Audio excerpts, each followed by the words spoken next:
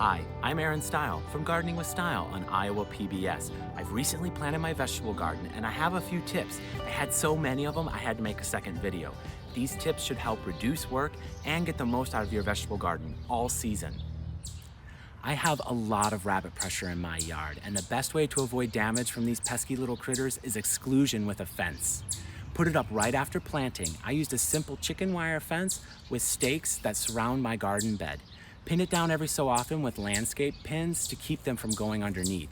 I splurged a little and got the plastic coated wire. This green color nearly disappears, so I don't have to look at an ugly fence all summer. I've planted a few marigolds in the corner of my vegetable garden. While some gardeners swear plants like marigold, mint, or nasturtium can help deter pests, there's not a lot of scientific evidence to support this.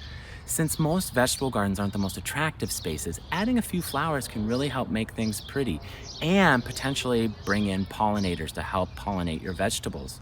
Be sure to select flowers with the same full sun, well-drained soil requirements that your veggies grow in.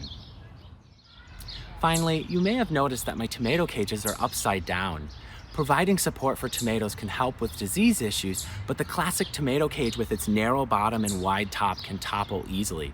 So I tie the bottom wires together so I don't poke my eyes out when I'm harvesting and set it upside down.